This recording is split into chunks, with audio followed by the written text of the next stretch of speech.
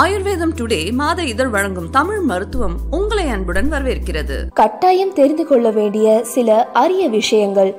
நாம டெய்லியும் சில பொருட்களை யூஸ் பண்றோம். அதுல சில பொருட்கள்ல சில வித்தியாசமான குறியீடுகள் இல்லைன்னா நம்பர்கள் ஏதாச்சும் எழுதியிருக்கோம். அந்த குறியீடுகள் எதை குறிக்குது? எதுக்காக நாம உபயோகப்படுத்துற குறிப்பிட்ட பொருட்கள்ல அந்த குறியீடுகள் இருக்கு? இது எதுவுமே தெரியாம தான் அந்த பொருட்களை நாம யூஸ் பண்ணிக்கிட்டு இருக்கோம்.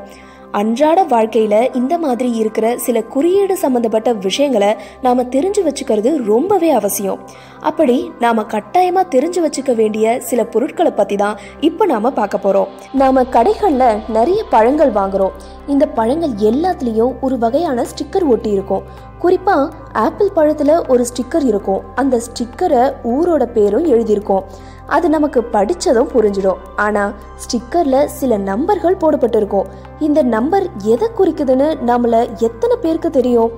ஒருவேளை ஸ்டிக்கர்ல இருக்கிற அந்த நம்பர் 4 டிஜிட் நம்பரா இருந்து முதல் நம்பர் 4ஆ இருந்தா அந்த பழத்துல பெஸ்டிசைடு அடிச்சிருக்காங்கன்னு அர்த்தம். இதுவே 5 டிஜிட் நம்பரா இருந்து முதல் நம்பர் 9ஆ இருந்தா அந்த பழம் ஆர்கானிக் முறையில வளர்க்கப்பட்டதுன்னு அர்த்தம். 5 டிஜிட் நம்பர்ல முதல் நம்பர் 8ஆ இருந்தா ஜெனட்டிக்கலி மாடிஃபை செய்யப்பட்ட பழம்னு அர்த்தம். நம்ம யூஸ் பண்ற நோட் புக் சைட்ல மார்ஜின் போட்டு இருக்கும். பழைய காலத்துல இருந்தே நோட் புக்ல மார்ஜின் போடுறத பிரிண்டர்ஸ் வழக்கமா வச்சிருக்காங்க. அதுதான் நாம இப்போ வரைக்கும் பின்தொடர்ந்து இருக்கோம். நோட் புக்ல இந்த மார்ஜின் போடுற வழக்கம் நீங்க நினைக்கிற மாதிரி சீரியல் நம்பர் எழுதவோ இல்ல அழகுக்காகவோ இல்லைங்க. அந்த காலத்துல நோட் புக்குகளுக்கு எலிகள் தான் பெரிய எதிரியாம். அந்த எலிக்கிட்ட இருந்து பேப்பரையும் பேப்பர்ல இருக்க விஷயத்தையும் காப்பாத்திக்கதான் கொஞ்சம் இடம் விட்டு எழுத ஆரம்பிச்சாங்களாம். இதுக்காக தான் நோட் புக்ல மார்ஜின் போட்டு எழுத ஆரம்பிச்சிருக்காங்களாம். நம்ம யூஸ் பண்ற கம்ப்யூட்டர் கீபோர்ட்ல எஃப்லையும் ஜேலையும் ஒரு சின்ன கோடு போட்டிருக்கோம்.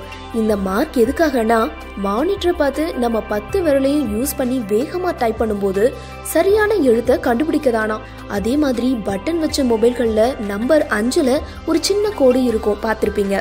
அது கண்ணு தெரியாதவங்க உபயோகப்படுத்துறதுக்காக அப்படின்னு சொல்றாங்க.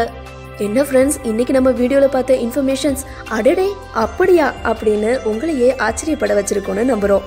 இது போன்ற சில சுவாரஸ்யமான தகவல்களுக்கு எங்களுடைய சேனலை மறக்காம சப்ஸ்கிரைப் பண்ணிடுங்க. நன்றி.